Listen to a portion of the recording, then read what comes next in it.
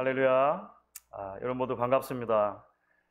우리 옆에 계신 분들과 오늘 예배하시는 분들 함께 인사 나누면 좋겠습니다. 모든 것이 하나님의 은혜입니다. 한번 인사하겠습니다. 모든 것이 하나님의 은혜입니다.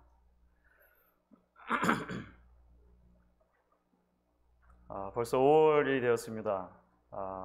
5월은 우리가 가정의 달이라고 보통 부르는데요. 작년 5월에는 저희가 예배당에서 모여 예배할 수 없는 그런 상황이었습니다. 그래서 가정의 달이지만 각각 집에서 미리 녹화된 영상으로 예배를 드렸던 건 아마 여러분 기억하실 것입니다. 올해는 여전히 좀 제한적이긴 합니다만 그래도 우리 예배당에서 또 각 가정에서 동시에 실시간으로 우리가 하나님을 예배할 수 있게 된 것, 그것만으로도 얼마나 감사한지 모르겠습니다. 우리가 예배하는 가운데 우리를 그리스도 안에서 한 공동체로, 한 가족으로 불러주시는 그 은혜에 감사하고 또 하나님이 주시는 위로와 소망을 함께 누릴 수 있는 그런 복된 예배가 될 수 있으면 좋겠습니다. 이 시간 우리 함께 마음을 열고 입을 열어 하나님을 찬양하면서 우리 계속해서 예배 자리로 나아가도록 하겠습니다.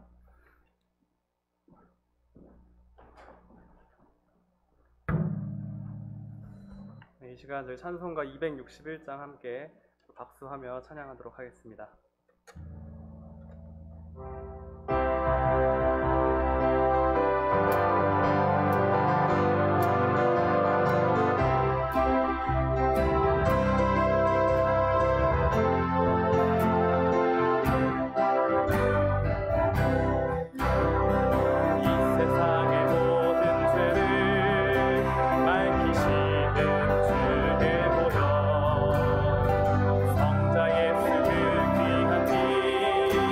찬송하고 찬송하고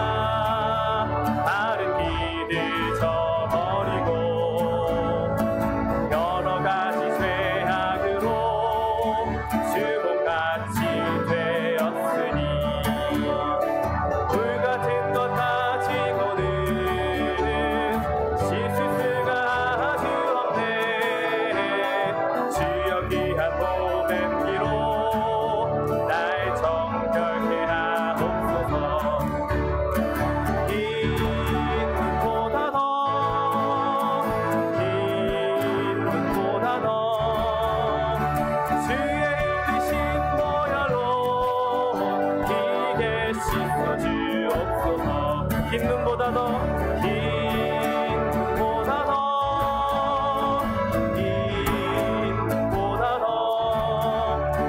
주의 흘리신 보혈로 피게 씻어 주옵소서. 흰 눈보다 더 흰 눈보다 더 주의 흘리신 보혈로 희게 씻어 주옵소서.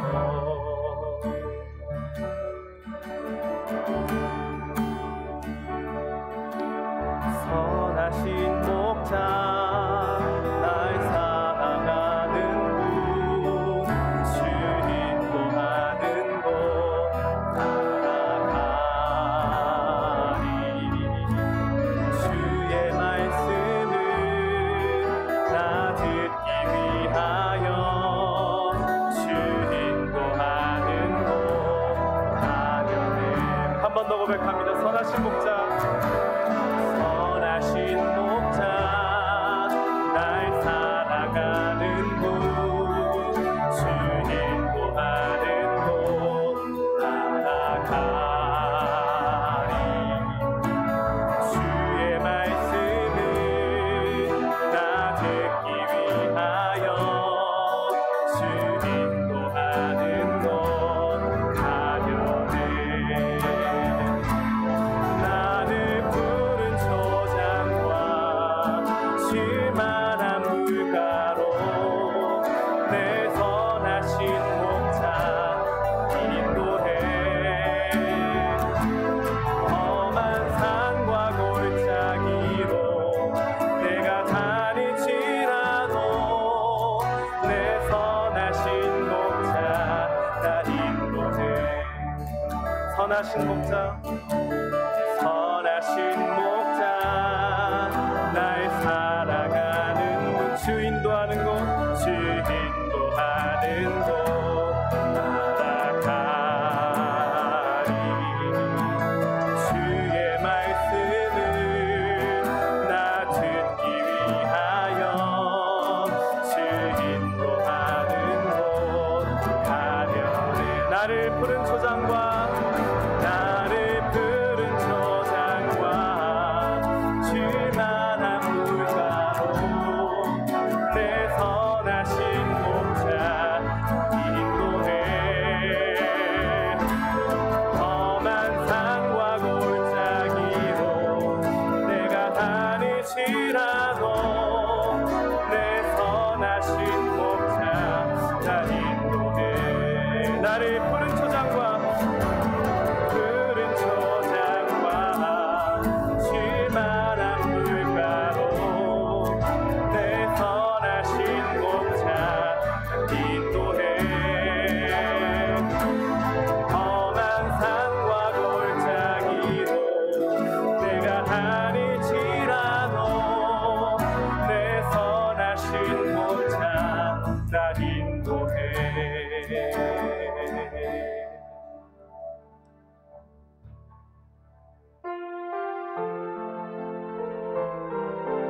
다 같이 자리에서 일어나셔서 우리 계속 찬양하겠습니다. 여기에 모인 우리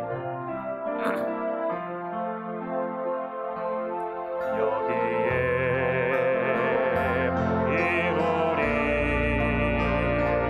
주의 은총 받은 자여라. 주께서 이 자리에 함께 계심을 하노라. 언제나 주님만을 찬양하며 따라가리니. 시험을 할 때도 함께 계심을 믿노라. 이 믿음도 굳세라.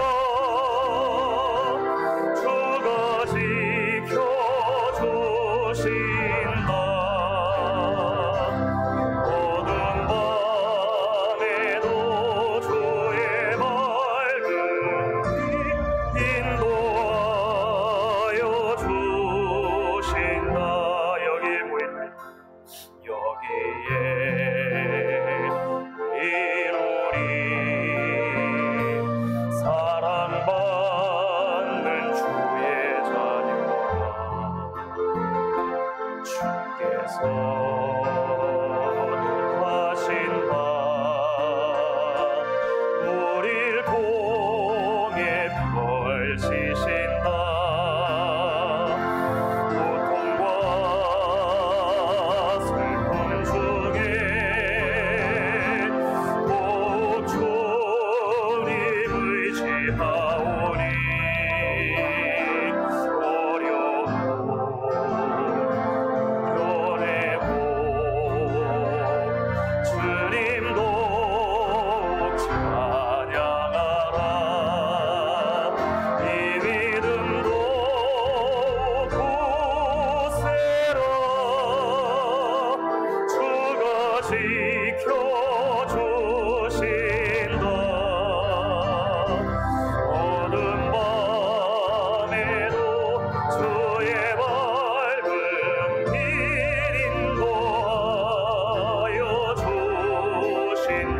믿음도 굳세라. 이 믿음도 굳세라. 주가 지켜주신다.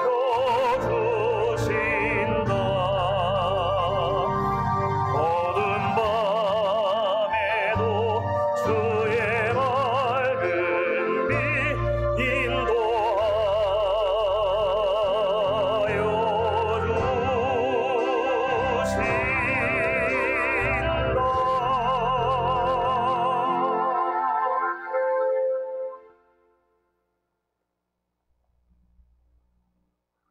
우리를 향하신 하나님의 크고 놀라우신 사랑과 은혜를 인하여 감사합니다.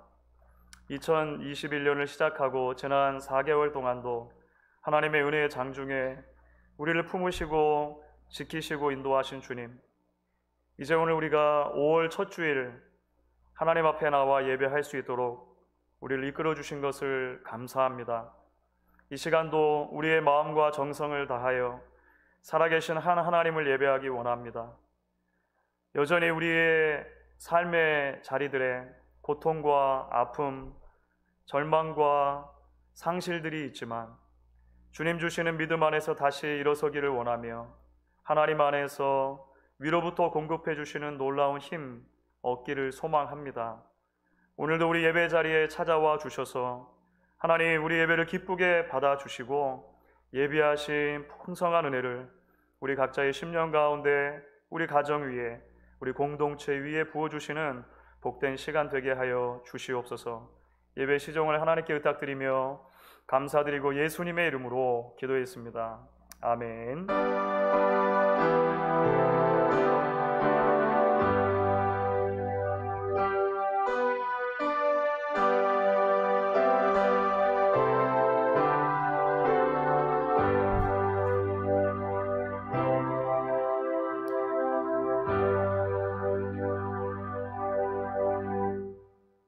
오늘 우리가 교독문 96번입니다. 어린이 주일 함께 교독하도록 하겠습니다. 보라, 자식들은 여호와의 기업이요 태의 열매는 그의 상급이로다. 젊은 자의 자식은 장사의 수중의 화살 같으니 이것이 그의 화살통에 가득한 자는 복되도다. 이르시되 진실로 너희에게 이르노니 너희가 돌이켜 어린아이들과 같이 되지 아니하면 결단코 천국에 들어가지 못하리라. 그러므로 누구든지 이 어린아이와 같이 자기를 낮추는 사람이 천국에서 큰 자니라.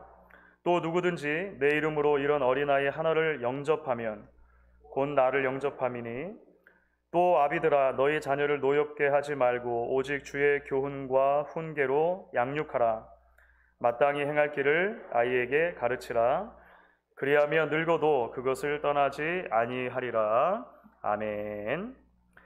전능하사 천지를 만드신 하나님 아버지를 내가 믿사오며 그 외아들 우리 주 예수 그리스도를 믿사오니 이는 성령으로 잉태하사 동정녀 마리아에게 나시고 본디오 빌라도에게 고난을 받으사 십자가에 못 박혀 죽으시고 장사한 지 사흘 만에 죽은 자 가운데서 다시 살아나시며 하늘에 오르사 전능하신 하나님 우편에 앉아 계시다가 저리로서 산 자와 죽은 자를 심판하러 오시리라.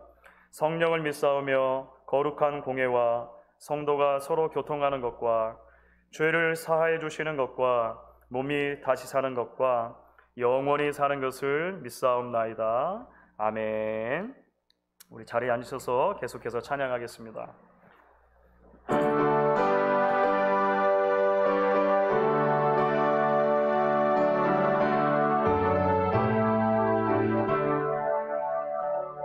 선한 목자 되신 우리 주 항상 인도하시고 푸른 풀밭 좋은 곳에서 우리 먹여주소서. 선한 목자 구세주여 항상 인도하소서. 선한 목자 구세주여 항상 인도하소서. 양의 물이 되신 예수여 우리 영접하시고 길을 잃은 양의 무리를 항상 인도하소서. 선한 목자 구세주여 기도 들어주소서. 선한 목자 구세주여 기도 들어주소서. 흠이 많고 약한 우리를 용납하여 주시고 주의 넓고 크신 은혜로 자유롭게 하소서.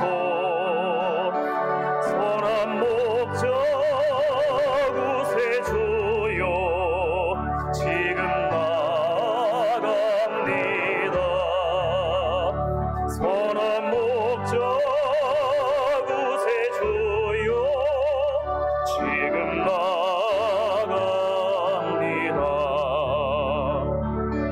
일찍 주의 뜻을 따라서 살아가게 하시고 주의 크신 사랑 베푸사 따라가게 하소서. 선한 목자 구세주여 항상 인도하소서. 선한 목자 구세주여 항상 인도하소서.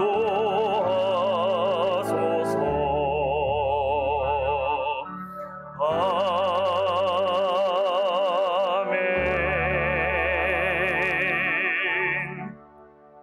이 시간 우리 예배를 위해서 김영출 장로님께서 기도 인도해 주시겠습니다.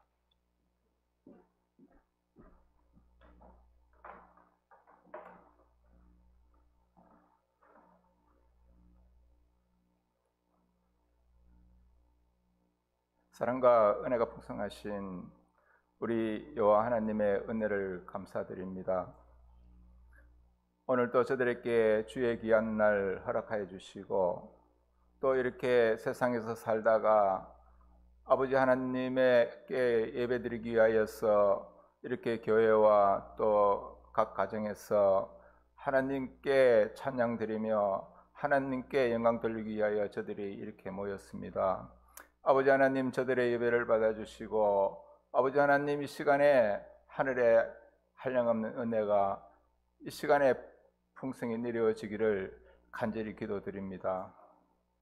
죄와 허물로 죽을 수밖에 없는 우리 죄인들을 하나님의 무한하신 그 사랑으로 인도하여 주시고 우리 주 예수 그리스도의 그 십자가 보혈의 은혜로 우리들의 그 많은 죄를 탕감하여 주시고 우리를 하나님의 자녀들로 인도하여 주신 그 은혜를 감사드립니다.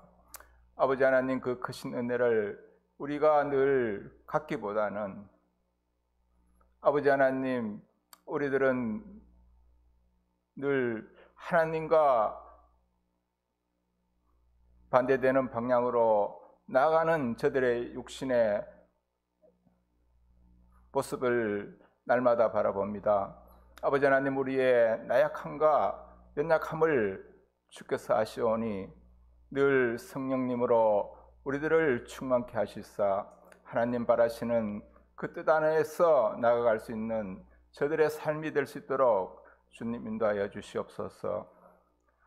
지난 또 한 주간 또 우리들이 세상 가운데서 아버지 하나님 지켜주시고 인도하신 그 은혜를 감사드립니다. 아버지 하나님, 또 주님의 말씀대로 살지 못함을 이 시간 고백합니다. 아버지 하나님, 우리들의 또 여러 모양으로 또 잘못한 모습들을 또 이 시간에 주님 앞에 나와서 회개하오니 아버지 하나님 용서해 주시고 우리를 새롭게 하여 주시고 우리 마음을 정결케 하시사 아버지 하나님, 앞으로 더 나아가고 다가갈 수 있는 저들의 삶이 될 수 있도록 주님 인도하여 주시옵소서. 오늘은 또 이렇게 사랑하는 자녀들의 어린이 주일로 저들이 이렇게 지킵니다. 저희 교회에 속한 모든 자녀들을 하나님께서 또 기이 받아주시고 저들이 어려서부터 하나님의 말씀으로 또 잘 양육받으며 주님의 말씀으로 굳건히 또 성장해가는 귀한 자녀들 될 수 있도록 주님 인도하여 주시옵소서. 이를 위하여 또 수고하시는 목사님, 전도사님, 또 교사님들 하나님께서 기억하시고 사랑하는 자녀들을 대할 때마다 주님의 사랑으로 대할 수 있는 귀한 축복의 은혜를 허락하여 주시기를 간절히 바라옵고 원하옵나이다. 또 이렇게 코로나로 인하여서 힘든 우리 모든 성도님들의 가정과 형편을 주께서 아시오니 아버지 하나님이 어려운 또 환난의 시기를 인내로서 견디게 하시고 소망의 주님을 바라볼 수 있는 저들에게 인도하여 주시기를 간절히 기도드리옵나이다. 아버지 하나님, 또 교회를 위하여서 또 이렇게 교회 미화와 또 힘든 가운데 방송으로 수고하시는 모든 분들, 또 이 모양 저 모양으로 교회를 위하여 헌신하는 모든 사랑하는 성도님들, 주님 더 사랑할 수 있는 깊은 그 마음이 될 수 있도록 주님 인도하여 주시옵소서. 이 시간 또 저들이 목사님을 통해서 하나님의 말씀을 받습니다. 아버지 하나님, 이 시간 전하는 말씀이 이 또 어려운 시기에 우리들에게 꼭 필요한 말씀이 되게 하시고 이 말씀 붙들고 우리들이 끝까지 인내하며 승리할 수 있는 귀한 말씀 될 수 있도록 주님 인도하여 주시옵소서. 이 시간 드리는 저들의 예배를 하나님께서 받아주시고 은혜의 한 시간 될 수 있도록 주께서 축복하여 주시옵소서. 감사드리옵고 예수 그리스도의 이름으로 기도드리옵나이다. 아멘.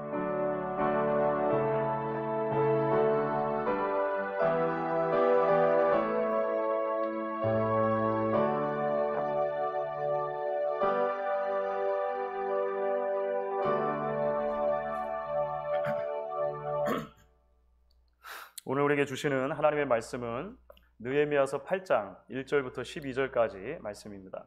느헤미야서 8장 1절부터 12절까지 말씀을 우리 교독해서 읽도록 하겠습니다. 이스라엘 자손이 자기들의 성읍에 거주하였더니 일곱째 달에 이르러 모든 백성이 일제히 수문 앞 광장에 모여 학사 에스라에게 여호와께서 이스라엘에게 명령하신 모세의 율법책을 가져오기를 청하매 일곱째 달 초하루에 제사장 에스라가 율법책을 가지고 회중 앞 곧 남자나 여자나 알아들을 만한 모든 사람 앞에 이르러 수문 앞 광장에서 새벽부터 정오까지 남자나 여자나 알아들을 만한 모든 사람 앞에서 읽음에 뭇백성이 그 율법책에 귀를 기울였는데 그때에 학사 에스라가 특별히 지은 나무 강단에 서고 그의 곁 오른쪽에 선 자는 마띠디아와 스마와 아나냐와 우리야와 힐기야와 마아세야요 그의 왼쪽에 선 자는 부다야와 미사엘과 말기야와 하숨과 하스밧다나와 스가랴와 무술람이라. 에스라가 모든 백성 위에 서서 그들 목전에 책을 펴니 책을 펼 때에 모든 백성이 일어서니라.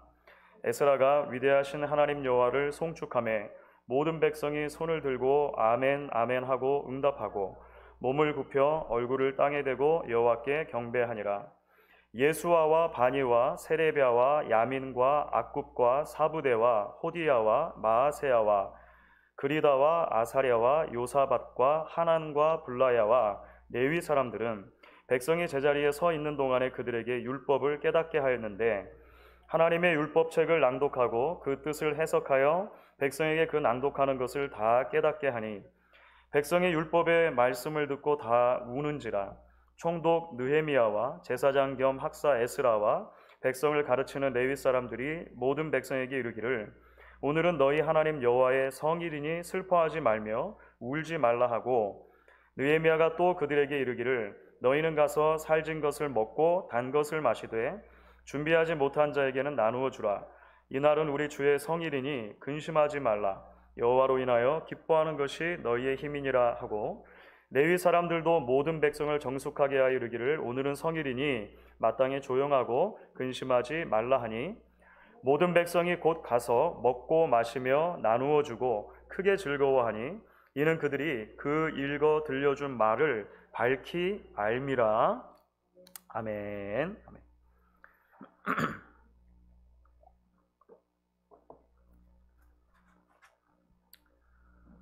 지난 주일 저녁에 아카데미 시상식이 있었습니다.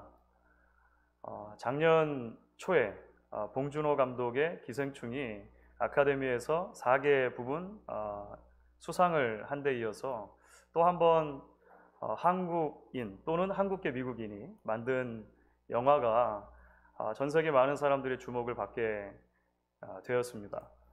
여러분 아시는 것처럼 그 영화가 이제 미나리라고 하는 영화입니다.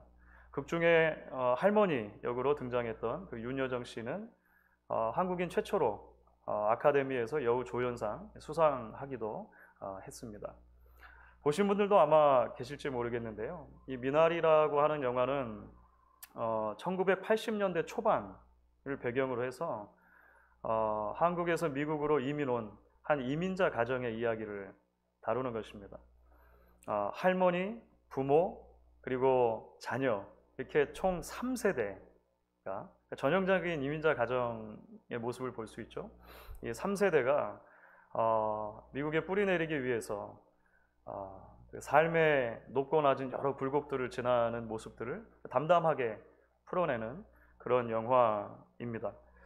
그래서인지 이 영화가 팬데믹을 지나는 시기에 전 세계 많은 이들에게 공감을 불러일으켰던 것 같습니다.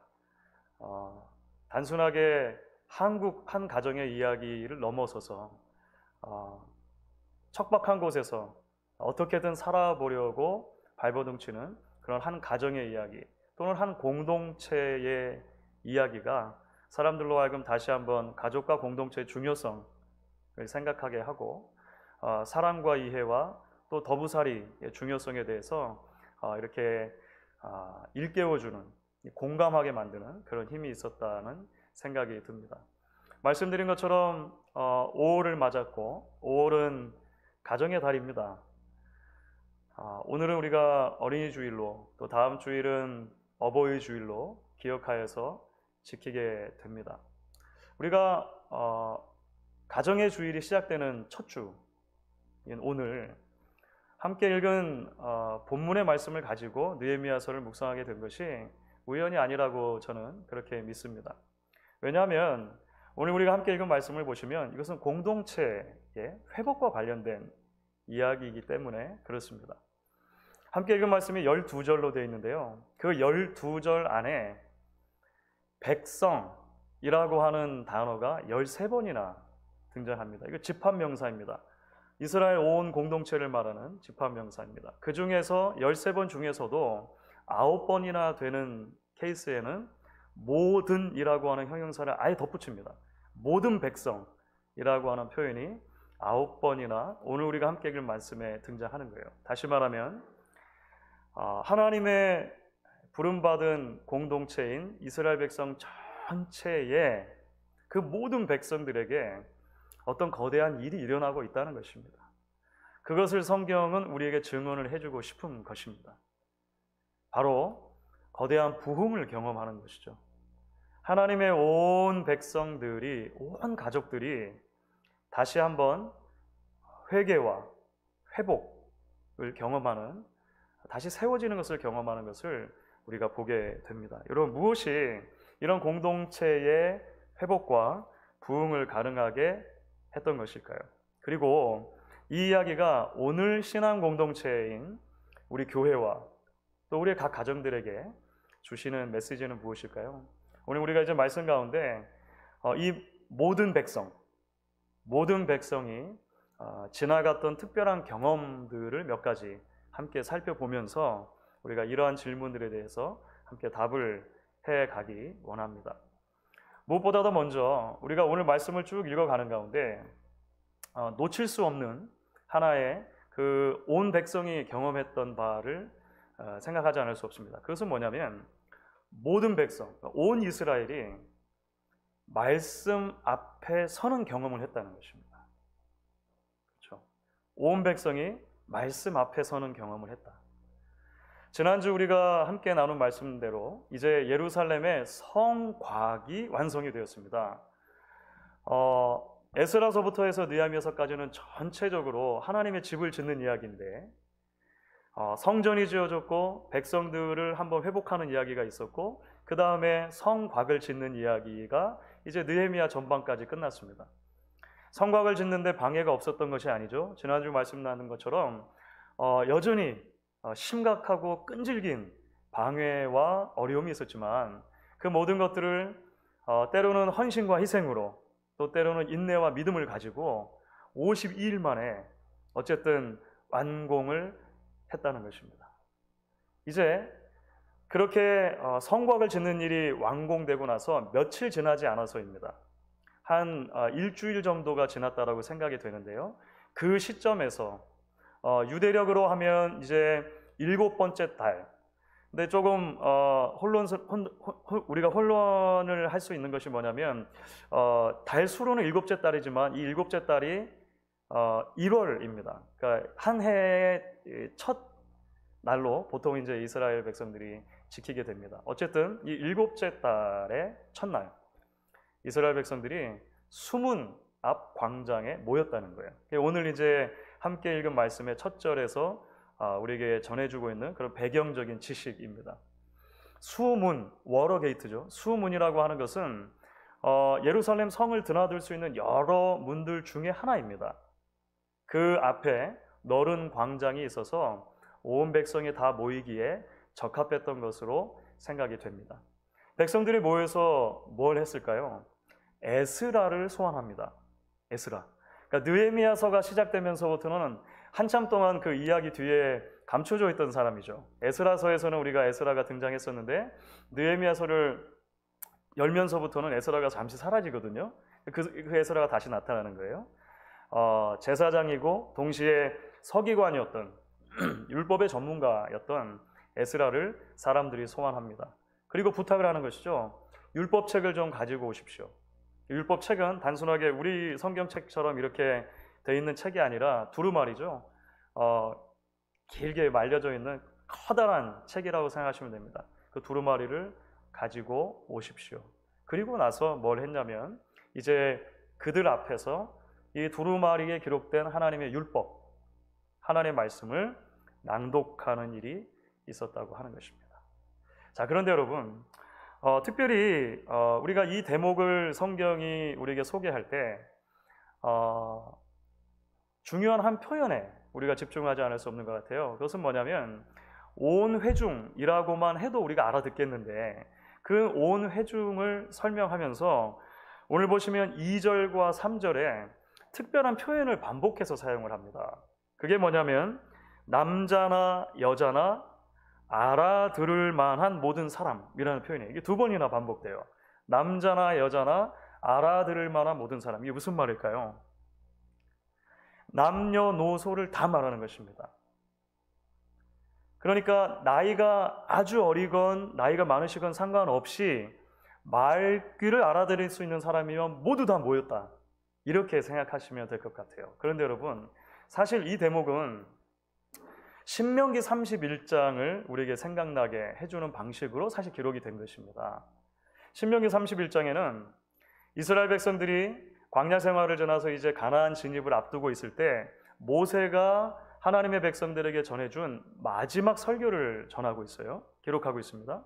그런데 그 중에서 특별히 초막절이라고 하는 절기와 관련해서 신명기 31장을 보면 모세가 이스라엘 백성들에게 이런 규례를 전달해 준 장면이 있습니다. 제가 한번 읽어보겠습니다. 신명기 31장 11절과 12절입니다. 온 이스라엘이 내 하나님 여호와 앞 그가 택하신 곳에 모일 때에 이 율법을 낭독하여 온 이스라엘에게 듣게 할지니 곧 백성의 남녀와 어린아이와 내 성읍 안에 거류하는 타국인을 모으고 그들에게 듣고 배우고 내 하나님 여호와를 경외하며 이 율법의 모든 말씀을 지켜 행하게 하고. 여러분, 이게 무슨 말일까요? 앞으로 가나안 땅에 들어가거든 하나님이 여러분들을 정착시켜서 살게 해주시거든 반드시 정기적으로 해야 할 일이 있는데 그것은 말귀를 알아들을 만한 모든 사람들을 모아놓고 그들에게 하나님의 율법을 읽어주라는 것입니다. 하나님의 말씀 앞에 백성들이 서게 하라는 것입니다. 그 말씀을 듣고 지킬 수 있도록 권하라는 거예요. 자, 그런데 우리는 알고 있습니다.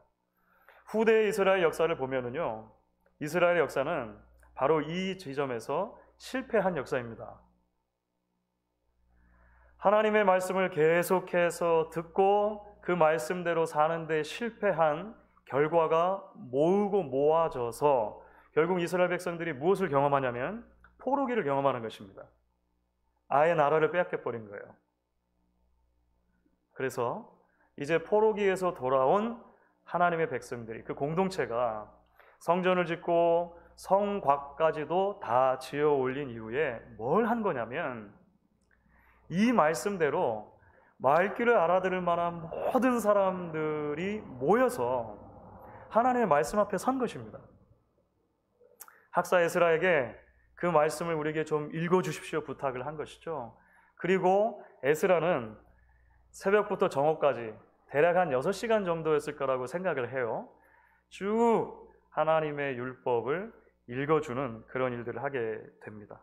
여러분, 그런 의미에서 오늘 5절과 6절 말씀을 보시면요, 참 감동적입니다. 오늘 본문 말씀의 5절과 6절 말씀인데요, 여러분 다시 한번 우리 같이 읽어보면 좋겠습니다. 5절 6절 같이 읽겠습니다. 에스라가 모든 백성 위에 서서 그들 목전에 책을 펴니 책을 펼 때에 모든 백성이 일어서니라. 에스라가 위대하신 하나님 여호와를 송축하매 모든 백성이 손을 들고 아멘 아멘 하고 응답하고 몸을 굽혀 얼굴을 땅에 대고 여호와께 경배하니라. 머릿속에 여러분 한번 그림을 그려보십시오.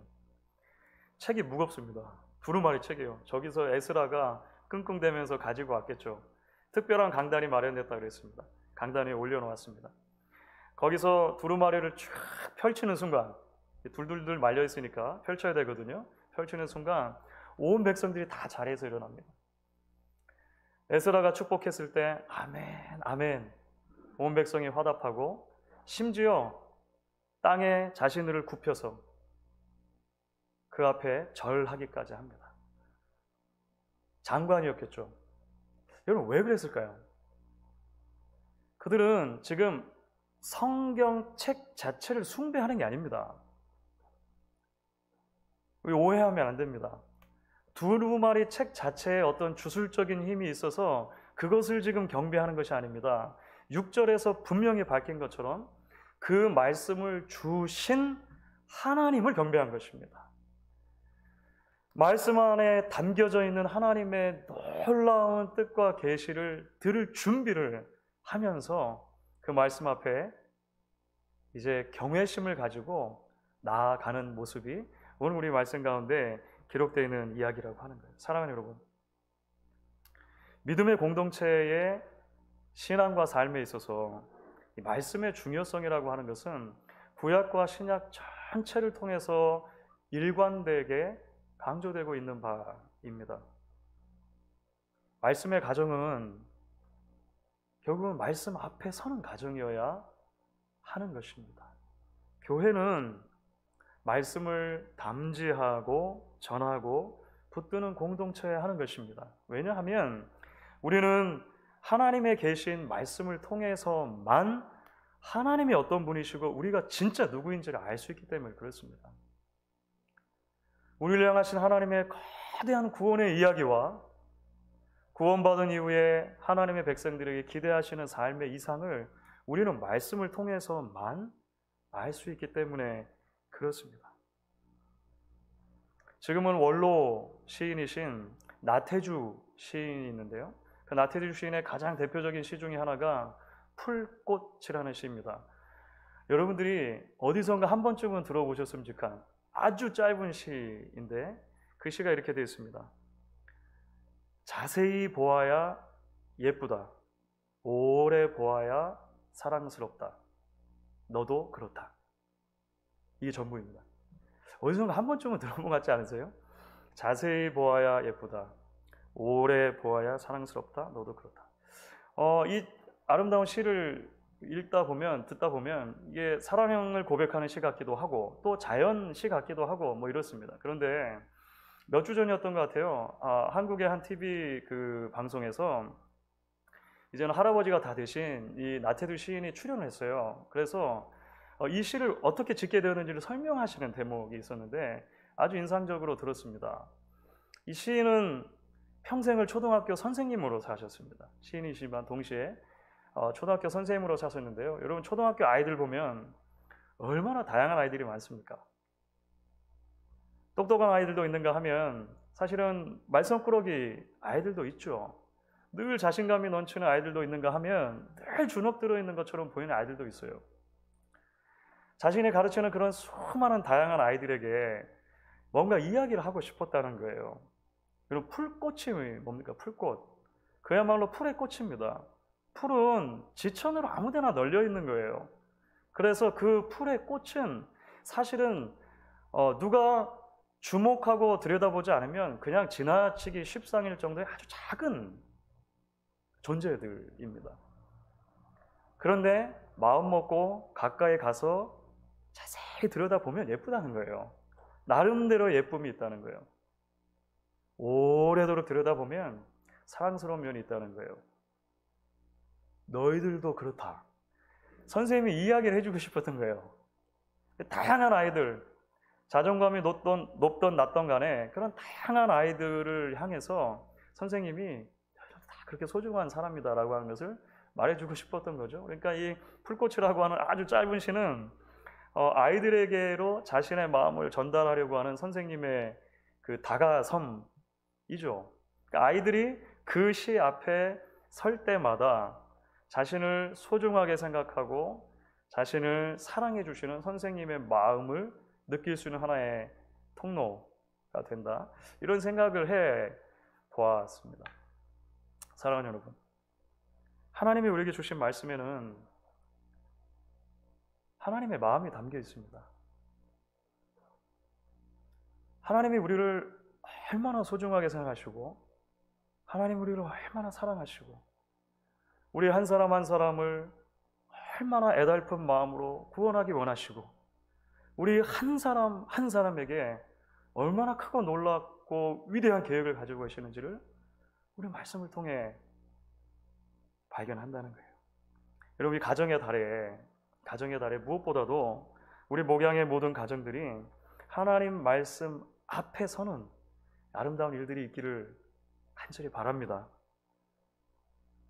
말씀이 세대를 연결해주는 아름다운 하나님의 끈이 될 수 있기를 바라고, 말씀이 비록 지금은 한데 모이기 힘든 우리 공동체이지만 멀리 떨어져 있는 성도님들 한 분 한 분을 연결해 줄 수 있는 하나님의 연락선이 되어줄 수 있기를 간절히 바랍니다. 여러분, 이제 두 번째로 우리가 주목해 보기를 원하는 이스라엘 백성들의 경험이 있습니다. 그것은 뭐냐면 말씀 앞에 서는 데에서 한 걸음 더 나아가서 오늘 우리가 함께 읽은 본문을 보시면 이스라엘 모든 백성이 다시 말하면 말귀를 알아들을 수 있는 모든 사람들, 어린아이들로부터 어른들까지 모든 백성이 그 말씀을 이해하고 깨닫게 된 경험이 있었다는 거예요. 그러니까 말씀 앞에 선 경험에서 한 걸음 더 나아간 것입니다. 이것은 말씀의 내용을, 말씀이 의미하는 바를 이해하고 깨닫게 되었다는 것이죠. 그런데 이것과 관련해서 오늘 본문을 보시면 율법이 그 낭독되는 현장에 아주 특이한 점이 있었다는 것을 이제 성경이 기록하는 것을 보게 됩니다. 그건 뭐냐면요, 말씀드린 것처럼 에스라가 이렇게 특별히 마련된 나무로 된 강단이 있는데 그 강단 위에 율법 책을 펴고 두루마리를 펴고 낭독을 했습니다. 그런데 그렇게 에스라가 낭독을 할 때 그 낭독한 내용을 모인 모든 사람들에게 해석해주고 설명해주는 사람들이 있었다는 거예요. 그 여러 사람이 있었습니다. 그래서 4절에도 그런 사람들이 14명의 이름이 등장하거든요. 그리고 나서 7절에도 또 다른 14명의 이름이 등장하고 이름이 기록되지 않은 수많은 레위인들도 이 일을 했다는 거예요. 아니, 사실은 한 명만 읽는 것이 알아듣기 더 편하잖아요. 여러 사람들이 지방 방송을 막 틀면 혼란스럽지 않겠습니까? 근데 왜 그랬을까요? 이것은 사실은 언젠가 제가 성경 공부를 하면서도 말씀을 드렸었는데요. 이들의 역할이 일종의 동시 통역사의 역할이었다라고 하는 것을 우리가 기억할 필요가 있습니다. 동시 통역사. 이게 무슨 말이냐면요. 그 에스라 느헤미야서를 쭉 설명하면서 말씀드렸던 것처럼 바벨론 포로기가 처음 시작된 시점으로부터 하면 지금 느헤미야 시대까지는요 140년의 시간이 흘렀습니다. 다시 말하면 지금 모든 백성이라고 하는 사람들, 율법 앞에 서 있는 사람들은 사실은 포로기에 태어난 아주 후세대들이라고 하는 것입니다. 그러니까 뭐 3, 4, 5세대까지 아마 넘어갔을 거라고 보통 생각을 해요. 140년의 시간입니다. 그리고 우리나라는 일본에게 식민지로 그 강점기를 겪었는데 35년을 겪었습니다. 그렇죠. 그런데 그 일제 강점기 35년 동안 한국 우리 고유의 문화의 많은 부분들이 영향을 받았습니다. 그 중에서 언어가 받은 영향은 말할 것도 없죠. 그래서 제 어린 시절만 하더라도 저희 외할머니 손에서 자랄 때 보면 외할머니에게 얼마나 많이 스매끼리, 야스리, 자부동 그런 거 다 아시죠? 뭐 와리바시 담아내기 뭐 이런 거 얼마나 많이 들었는지 모릅니다. 저는 그게 그냥 한국말인지 알았어요. 어렸을 때는. 그 말에 그 미친 영향이 얼마나 크냐는 것이죠. 우리 이민 사회를 살아가는 우리 아이들 세대만 생각해도 그렇습니다. 아무리 노력을 해도 한국말을 가르치려고 아무리 노력을 해도 사실은 쉽지가 않죠. 그래서 아이들이 때에 따라서는 뭐 한국말 영어를 막 섞어 쓰기도 하고 생각나지 않는 단어들 명사들 같은 거는 뭐 영어를 뭐 붙였다가 한국말 했다가 뭐 가관이죠. 예. 오늘은 무슨 신발 입어야 돼요? 뭐 아이들이 이런 거 물어보잖아요. 그렇죠? 예. 집에 가자요. 뭐 농구 놀자요. 뭐 이런 거 있지 않습니까? 말에 미친 영향이 여러분 140년입니다. 140년. 140년 동안 사실은 바벨론 그리고 그 이후에 페르시아라고 하는 나라에서 이제 수많은 세대를 지나가면서 그들이 원래 고유한 언어였던 히브리어를 잃어버린 것입니다.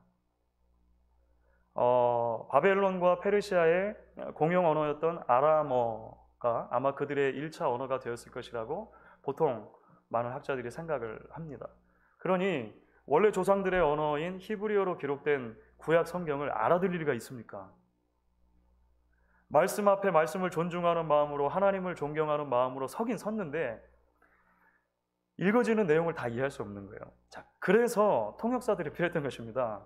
수많은 통역사들이 중간중간에 서가지고 에스라가 전하는 율법의 내용을 아람어로 동시 통역을 막 해주는 거예요.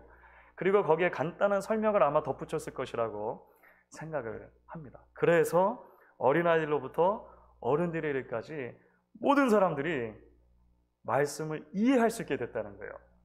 말씀이 지금 뭐를 말하려고 하는지 그 내용을 그 안에 담지할 수 있게 됐다는 것입니다. 사랑하는 여러분, 느헤미야 8장에서 일어나고 있는 이런 그 상황이 오고 오는 세대의 교회에게, 특별히 이민사회와 이민교회에게 대단히 중요한 메시지를 전한다, 이런 생각을 합니다. 교회는 모든 성도들이 하나님 말씀 앞에 설 수 있도록 해야 할 뿐만 아니라 성도들이 그 말씀을 이해할 수 있도록, 알아들을 수 있도록 계속해서 가장 최선의 방법으로 전달해야 될 책임을 부여받았습니다. 모든 세대의 수많은 백성들에게 살아계신 하나님의 말씀을 들려주어야 할 책임이 오고 오는 세대의 모든 교회들에게 있다고 하는 거예요. 여러분, 그래서 사도 바울도 자신의 사명에 대해서 이야기할 때 이렇게 설명한 대목이 있습니다. 고린도 후서 2장 17절인데요. 이런 내용이 있습니다. 우리는 수많은 사람들처럼 하나님의 말씀을 혼잡하게 하지 아니하고 곧 순전함으로 하나님께 받은 것 같이 하나님 앞에서와 그리스도 안에서 말하노라. 하나님 말씀을 우리는 혼잡하게 하지 않고 말씀을 있는 그대로 전해 그 말씀이 하나님의 백성들의 귀에 들려지도록 하는 것, 그것이 우리의 사명입니다 라고 인식했다는 거예요. 혼잡하게 하다는 말은 전통적으로 변조하거나 임의로 삭제하다, 또는 거기에 무엇인가를 마음대로 더하다, 또는 불순한 의도로 전하다, 이렇게 해석이 되어져 왔습니다. 그럼 설교자는 하나님의 말씀을 자기 마음대로 바꿔서는 안 되는 것입니다. 설교자는 말씀의 세상 사조나 철학 같은 불순물을 자기 마음대로 섞어서 안 된다라고 하는 것입니다. 자신의 경험과 학식과 지식을 드러내고자 하는 그런 잘못된 동기로 말씀을 전하는 자리에 설 수 없다는 것입니다. 설교자는 1차적으로 기록된 말씀을 풀어 하나님의 백성들의 귀에 들려주어야 할 책임을 가진 전달자들입니다. 하나님의 백성들을 말씀을 전하는 자신의 권위 앞에 세우는 사람이 아니라 나와 함께 하나님의 위대하신 말씀의 권위 앞에 서자고 초대하는 사람들이 설교자들이어야 한다라고 하는 거예요. 여러분, 그래서 교회는, 여러분들은 항상 말씀의 사역자들을 위해서 그렇게 기도해 주셔야 합니다. 우리 교회를 섬기는 말씀의 사역자들이 그렇게 하나님 앞에 순전하게 설 수 있도록 여러분들이 함께 중보해 주셔야 한다는 것이죠. 사랑하는 여러분, 오늘 말씀을 보면 바로 그렇게 하나님의 말씀을 풀어 해석해서 모두가 그 말씀을 이해하게 되었을 때 반응이 일어났다라고 설명합니다. 반응이. 그렇죠. 반드시 하나님의 말씀이 선포되어지는 자리, 그리고 그 하나님의 말씀이 선포되는 것을 이해하고 우리 마음속 깊은 곳에 받아들이는 자리에는 반응이 있습니다. 아, 좋다 하고 끝나는 것이 아닙니다. 오늘 말씀을 보면 그 반응이 두 가지로 되어 있습니다. 마치 서로 상반돼 보이는 것 같은 반응이긴 해요. 하나는 애통함이고 하나는 즐거움입니다. 그렇죠. 처음에 왜 애통함이 있었을까요? 죄를 깨달았기 때문입니다. 말씀이 심령 깊숙한 곳을 찌른 것입니다. 그래서 어린아이들로부터 어른들에 이르기까지 말씀 앞에 드러난 자기 자신의 벌거벗은 모습 앞에 애통했다는 거예요. 울었다는 것입니다. 근데 거기서 끝나지 않죠. 말씀을 계속해서 풀어 해석하는 에스라, 느헤미야, 그리고 레위인들은 애통하는 이스라엘 백성들에게 또 다른 메시지를 전합니다. 그게 뭐냐면 지금은 여호와의 성일이기 때문에 우는 것에서 멈추지 말고 기뻐하십시오, 즐거워하십시오 라고 이야기를 해요. 왜 기뻐하고 즐거워합니까? 애통함을 넘어 하나님의 구원의 메시지를 보기 때문입니다.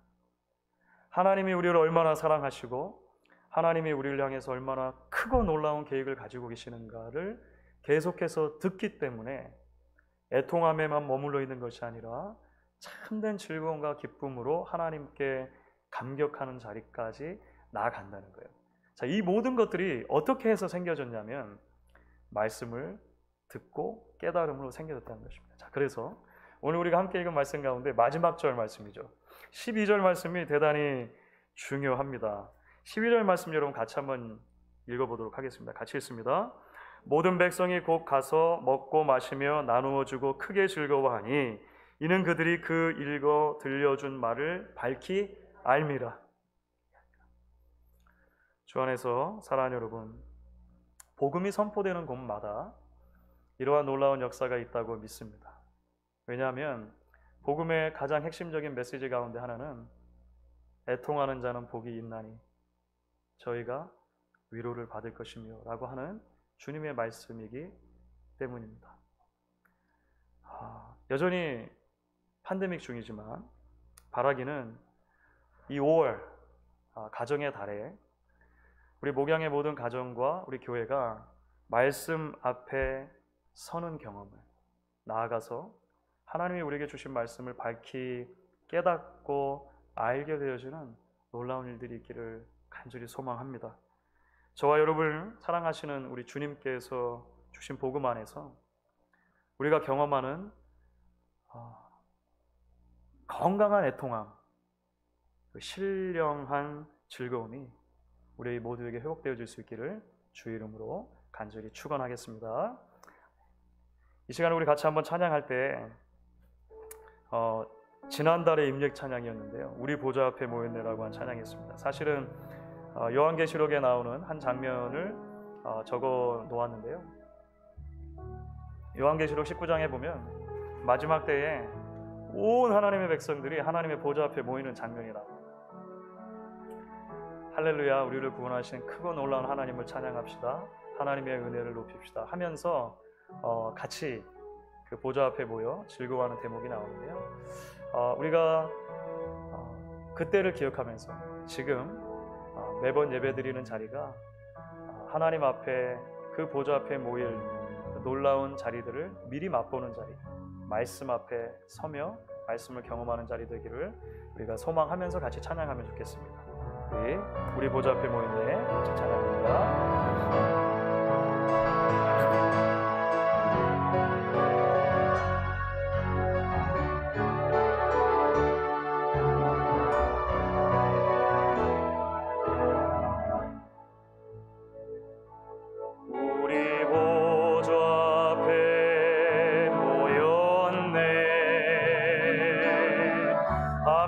주를 찬양하며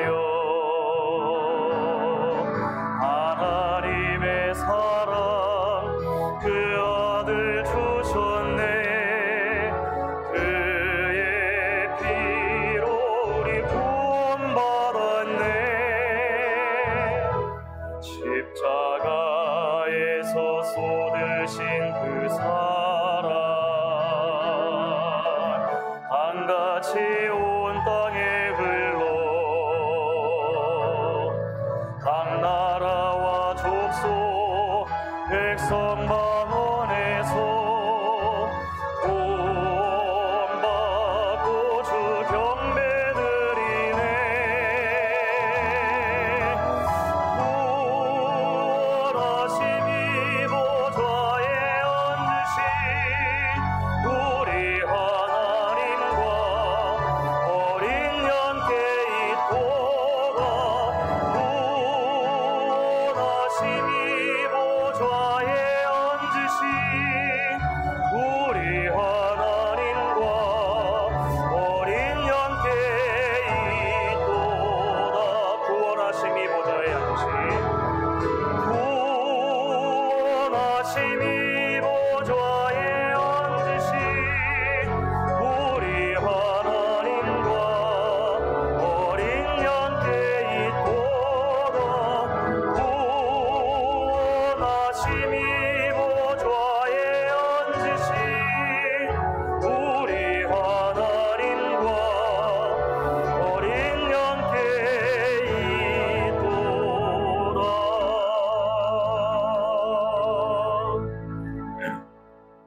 이 시간 우리 함께 나눈 말씀 기억하시면서 잠시 우리 기도하도록 하겠습니다. 하나님, 이 가정의 달 우리 각 가정이 또 우리 교회가 하나님의 살아계신 말씀 앞에 서기를 원합니다.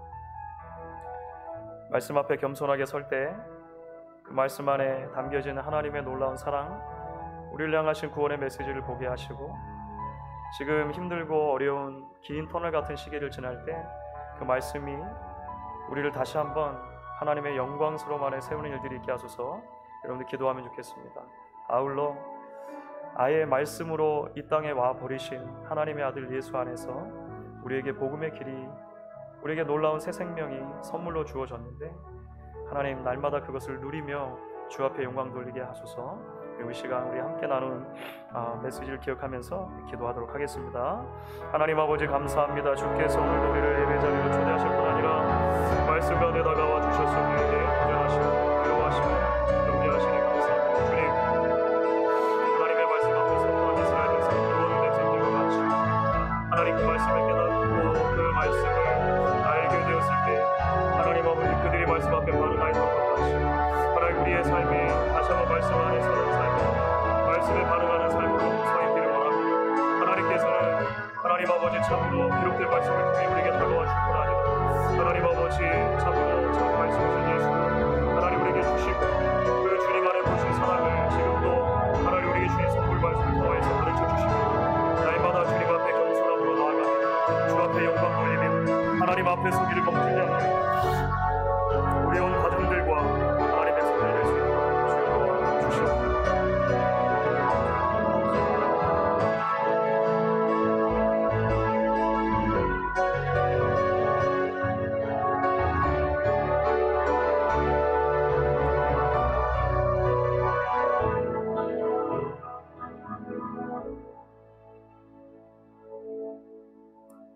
이 시간 자리에서 일어나셔서 우리 봉헌 찬양을 함께 드리신 뒤에 같이 기도하도록 하겠습니다.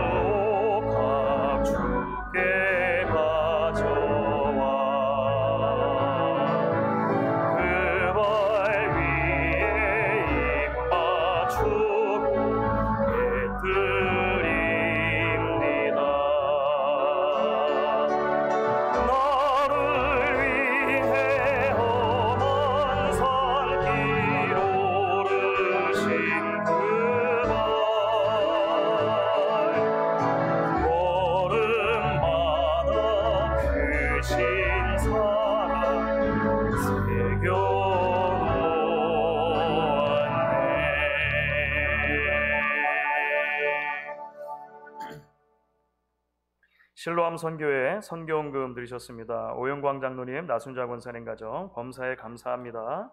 헌금하셨습니다. 김태봉 장로님, 박금자 권사님 가정 부활절 감사헌금 드리셨습니다. 한봉순 권사님 감사헌금 드리셨습니다. 이덕자 권사님 범사에 감사합니다. 김영만 성도님, 김수진 집사님 신방 감사헌금 드리셨습니다. 김영권 장로님, 송연아 권사님 가정 선교헌금 드리셨습니다. 우리 한번 기도하도록 하겠습니다. 우리에게 말씀을 선물로 주신 하나님 감사합니다. 자연 상태에 우리는 죄로 인하여 우리의 지각과 우리의 마음이 어두워 살아계신 하나님을 알지 못하며 그 하나님이 우리에게 주신 사랑과 그 하나님이 주신 구원의 방편을 이해할 수 없지만, 하나님께서는 우리에게 기록된 말씀과 말씀으로 오신 예수 그리스도를 통하여서 하나님의 뜻을 알려주시고 지금도 하나님의 백성들을 초대하여 주신 것 참으로 감사합니다. 하나님, 이 가정의 달 5월 우리 목양 공동체에 속한 온 가정들, 또 우리 공동체인 교회가 주의 말씀 앞에 서는 놀라운 일들이 있게 하여 주시옵소서. 정직하게 하나님 말씀 앞에 설 때에, 또한 그 말씀이 우리에게 깨달아지고 이해될 때에 그 말씀 앞에 순종하며 말씀을 붙들고 하나님 앞에 살아가기로 결단하는 우리 주의 백성들 될 수 있도록 인도해 주시기를 간절히 원합니다. 하나님, 지금도 여전히 코로나 가운데 길고 긴 터널을 지나고 있지만 날마다 하나님의 동행하심을 기억하게 해 주셔서 이른 비와 늦은 비를 통해 공급하시며 채우시며 섬세한 방식으로 우리의 삶을 지켜주시는 그 하나님의 놀라운 은혜와 사랑 기억하고 주님과 동행할 수 있는 주의 백성들 될 수 있기를 주님 간절히 원합니다. 하나님, 이 시간에 하나님 앞에 예배하며 헌금을 드리는 여러 손길들이 있습니다. 주일헌금으로, 11조헌금으로, 감사헌금으로, 또 여러 가지 제목을 따라 드리는 손길들을 주님 기억해 주셔서 하나님의 물질이 사용되는 곳곳마다 하나님 나라의 영광을 위해 사용될 수 있도록 도와주시고, 하나님, 날마다 우리의 필요를 아시는 주님께서 우리의 삶을 채우시는 것 경험할 수 있도록 주님 함께하여 주시옵소서. 목양에 속한 온 가정들을 주의 손에 올려드리며 그 사업터들을 주의 손에 올려드리기를 원합니다. 주님 늘 지켜 보호하여 주시며, 특별히 사랑하는 우리의 자녀들 하나님 어느 곳에 있든지 하나님 붙잡아 주셔서 힘든 팬데믹 시기이지만 그들이 선 곳마다 하나님을 예배하는 자리 되게 해주시고, 키가 자라고 몸이 자람에 따라서 하나님을 아는 지식이 자라며 하나님을 사랑하는 그 사랑의 크기가 자라갈 수 있도록 하나님의 시선으로 이 시대를 바라볼 수 있는 긍휼히 여기는 마음이 있을 수 있도록 주여 도와 주시옵소서. 지금은 우리 구주 예수 그리스도의 크신 은혜와 하나님 아버지의 극진하신 사랑과 성령 하나님의 교통하심이 함께 모여 예배하는 가운데 주신 은혜를 마음에 간직하고 말씀 앞에 서며 그 말씀을 이해하며 말씀을 붙들고 하나님 앞에 살아가는 삶으로 결단하는 모든 주의 백성들 머리머리 위에, 그들의 가정과 사업터와 이 아름답고 복된 목양 공동체 위에 지금부터 영원토록 함께 하시기를 간절히 축원하옵나이다. 아멘.